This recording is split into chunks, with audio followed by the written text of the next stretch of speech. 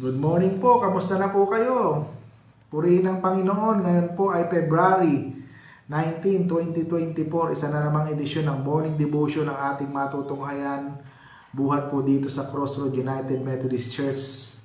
At ngayon po ay patuloy tayong nagsiselebrate ng tinatawag na Love Month, na kung saan ang ating Panginoon ay ang siyang dahilan kung bakit meron tayong ganitong celebration, yung dakilang pagmamahal ng ating Panginoon sa bawat isa sa atin. So ang akin pong ibabahagi sa bawat isa sa atin sa umagang ito ay makikita natin sa sulat ng salmistang si David sa mga awit 51 verse 10. Ganito ang sinasabi: "Isang pusong tapat sa aking likain, bigyan mo, O Diyos, ng bagong damdamin." So mga kapatid, saan po ba tayo tinitingnan ng ating Panginoong Diyos?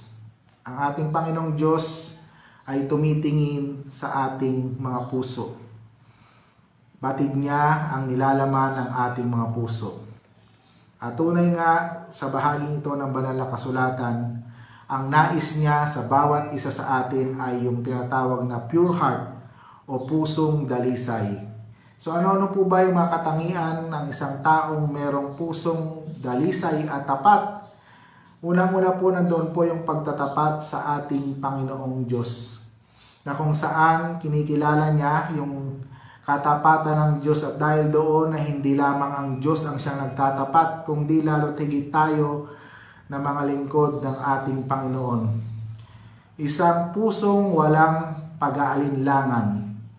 Yung ano po bang ibig sabihin nun?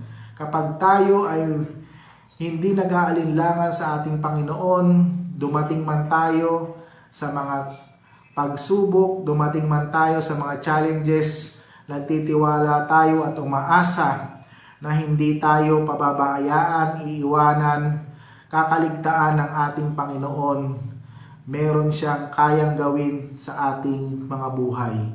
At alam nating tulad ni Haring David sa kanyang mga pinagdaanan, sa kanyang mga battle, ay nakikita natin yung katapatan, yung kadakilaan ng Panginoon sa kanyang buhay at maging sa bawat isa sa atin. At yung panghuli, isang pusong handang maglingkod sa Kanya. So, bilang pagtatapat, bilang kabutihan, bilang kadakilaan ng ating Panginoon, ibinabalik natin sa Kanya yung papuri at yung pasasalamat. Kaya naman tayo ay maglilingkod, tayo ay susunod, tayo ay sasama sa Kanya, sa Kanyang ministry. Kaya nga, nawa, magkaroon tayo ng pusong dalisay, na kung saan ito ang nais ng Panginoon sa bawat isa sa atin. At para tayo magkaroon nito, tulad ni Haring David, ay meron tayong pusong pinananahanan ng ating Panginoon. Nawa, ngayong Love Month ay patuloy nating damhin yung kadakilaan, yung pag-ibig ng ating Panginoon na siyang pinagkaloob sa bawat isa sa atin. Kaya naman, in return, ang response natin ay magkaroon tayo ng pusong dalisay, pusong tapat, pusong walang pag-aalinlangan, at pusong pagpupuri at pagpapasalamat sa Kanya. Sige po, dumako po tayo sa ating prayer time para sa umagang ito ng Monday, para sa ating morning devotion. Tayo ay manalangin.